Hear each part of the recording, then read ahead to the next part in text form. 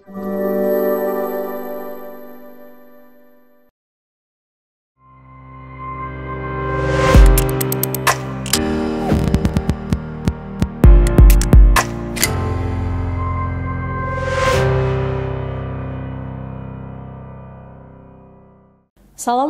warahmatullahi wabarakatuh.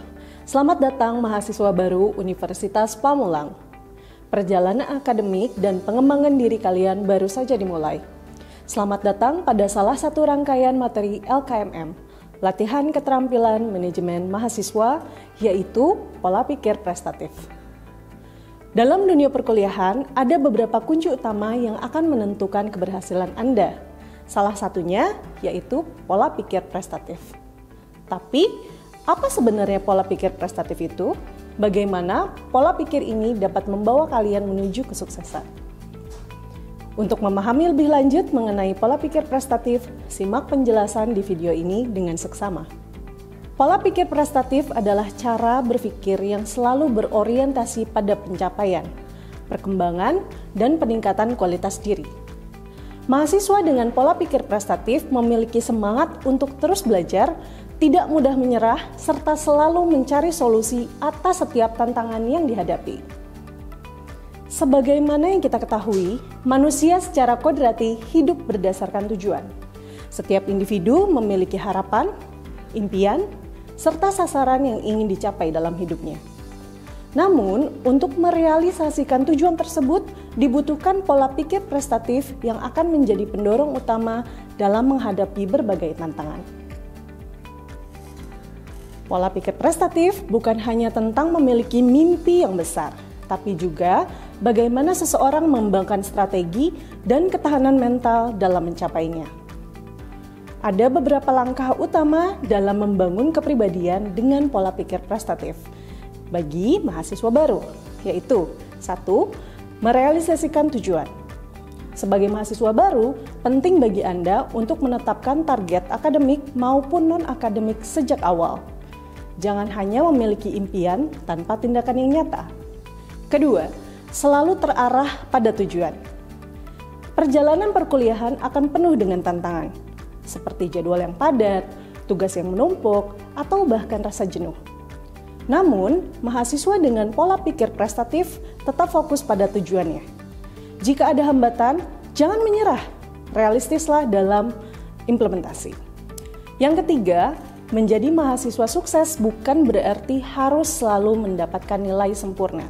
Tetapi bagaimana Anda bisa menyeimbangkan akademik dan pengembangan diri. Kenali kemampuan Anda, buat jadwal belajar yang efektif, dan jangan ragu untuk meminta bantuan jika diperlukan. Setiap mahasiswa perlu memahami konsep AKU yang terdiri dari ambisi, kenyataan, dan usaha sebagai landasan dalam meraih kesuksesan di dunia perkuliahan.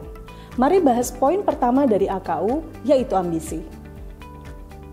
Ambisi adalah suatu keinginan besar untuk memperoleh, mencapai, atau melakukan sesuatu yang berharga. Ambisi menjadi dorongan utama dalam perjalanan akademik. Contohnya, ambisi Rina selama berkuliah di Unpam adalah untuk mendapatkan predikat cum laude. Ambisi dapat dianalogikan sebagai bahan bakar bagi seseorang untuk memulai sesuatu. Tanpa adanya ambisi, maka seseorang tidak akan pernah memulai apapun itu.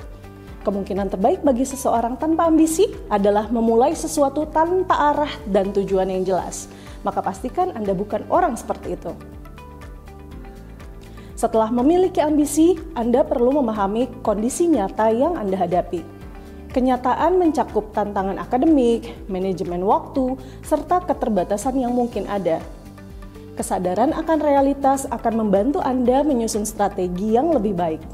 Contoh, saat menjalani perkuliahan, Rina menyadari bahwa tugas kuliah cukup banyak. Beberapa mata kuliah pun sulit. Dan ia juga harus membagi waktu antara kuliah dan kegiatan berorganisasi. Ia menyadari bahwa hanya memiliki ambisi tanpa strategi yang jelas tidaklah cukup.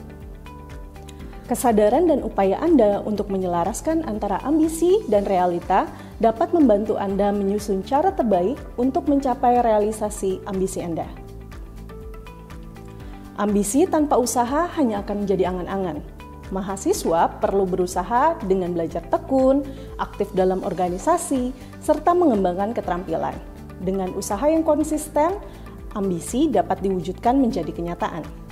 Contoh, untuk mewujudkan ambisinya, Rina mulai mengatur jadwal belajar dengan lebih disiplin, aktif berdiskusi dengan dosen dan teman, serta mengikuti seminar pengembangan diri. Meski awalnya sulit, dengan usaha yang tekun, ia berhasil meraih IPK tinggi setiap semester dan mendekati tujuannya untuk mendapat predikat cum laude. Sebagai mahasiswa baru, mulailah perjalanan akademik dengan AKU. Miliki ambisi yang jelas, pahami kenyataan yang ada, dan lakukan usaha maksimal. Dengan kombinasi ini, kesuksesan dunia perkuliahan akan lebih mudah diraih. Selain konsep AKU, penting bagi Anda untuk memahami konsep SRK, sasaran, resiko, dan konsekuensi dalam merancang perjalanan akademik yang sukses. Sasaran adalah tujuan yang ingin Anda capai. Dalam konteks Anda sebagai mahasiswa, sasaran Anda dapat berada baik dalam bidang akademik maupun non-akademik. Sasaran harus jelas, terukur, dan realistis.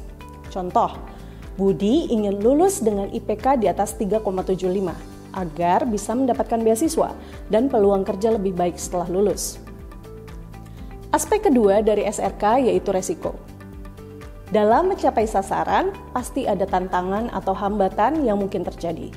Resiko perlu diidentifikasi agar bisa diantisipasi.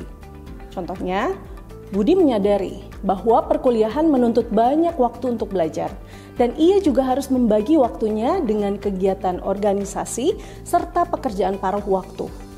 Jika tidak dikelola dengan baik, ia bisa mengalami kelelahan atau penurunan nilai akademik. Menyadari resiko sejak awal akan membantu Anda meminimalisir gangguan yang akan menghambat Anda dalam mencapai sasaran yang telah Anda tetapkan. Aspek terakhir dari SRK adalah konsekuensi. Konsekuensi adalah akibat, dampak buruk, atau hasil yang timbul dari suatu tindakan, keputusan, atau peristiwa. Konsekuensi bisa bersifat positif atau negatif, tergantung pada tindakan atau keputusan yang diambil sebelumnya.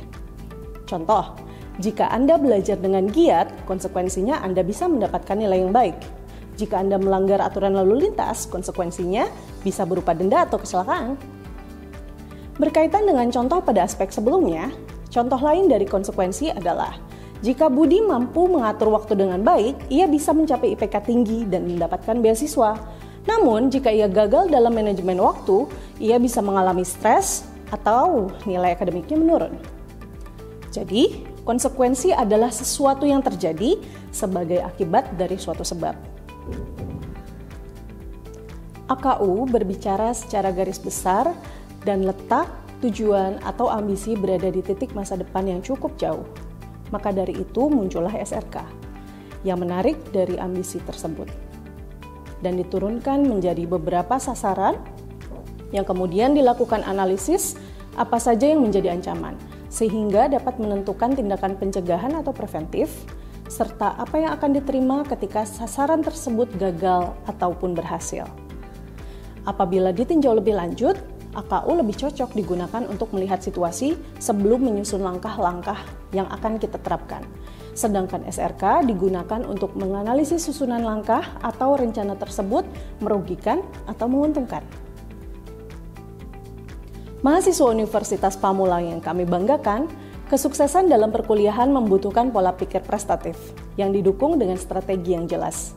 Untuk mencapainya, kita bisa menerapkan AKU, yaitu ambisi, kenyataan, usaha, dan SRK, sasaran, resiko, dan konsekuensi.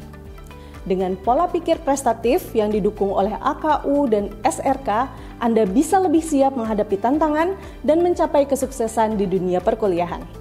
Mari terus berusaha, tentukan rencana prestasi Anda, dan raih masa depan gemilang.